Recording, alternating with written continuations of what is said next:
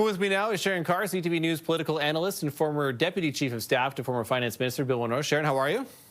Good, how are you? I'm good. Let's talk about and get into this, shall we? Pierre Poilievre. A lot of talk about the number, for sure. How much support? People aren't, too concerned in particular delegates about that he's going to pass this leadership review. But what level of support is he going to get from delegates in Calgary? What are your thoughts on that, and where do we think he's going to land?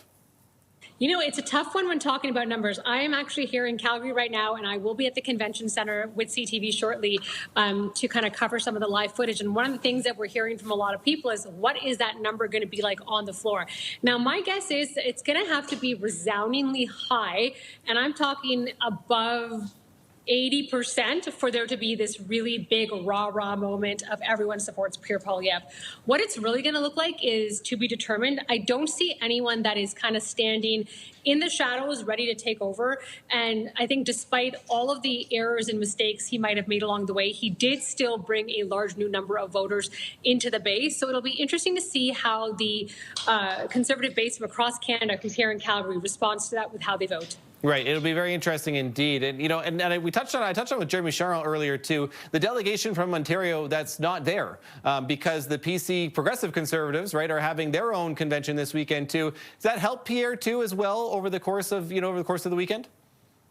Listen, I don't think there's any secret to kind of the love lost between the provincial Ontario Conservatives and the federal Conservatives. They're a very different party, very different leaders, and call me crazy, but I feel like there might be a little bit of backroom politics around the timing of both conventions at the same time. So I think there might be a bit of a loss for Pierre on the Ontario front, but again, a lot of his base comes from outside of Ontario, so I don't think it's going to be the biggest loss for him, but it shouldn't go unnoticed that both conventions are happening at the same time, because generally speaking, you don't do that. Yeah, exactly. I think it's the rare part about this time around. I want to ask you, Sharan, too, as well, this message and this speech that we are going to hear. He's going to appeal to his base, clearly in the delegates that are there, but this wider issue that we have of the more appeal that he needs to have, where he trails Mark Carney so clearly in the polls as preferred prime minister.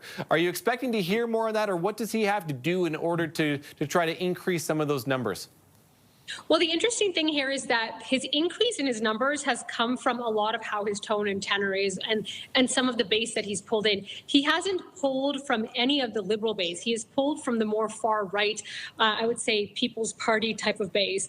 So I would think that for the sake of him looking prime ministerial or ready to be prime ministerial, he is going to have more of a conciliatory tone. And we did see that when he responded to the prime minister's speech in Davos. So whether or not his speech is going to be more balanced, more statesly, I'm not sure he's going to be there. He tends to default back to the attack mode. So I think we're going to have to wait and see his remarks tonight to see how that goes. Yeah, we will certainly be watching. And again, we'll watch you on our coverage tonight. Sharan Kaur, CTV News political analyst. Thanks for this, Sharan. Appreciate this. Have a good one.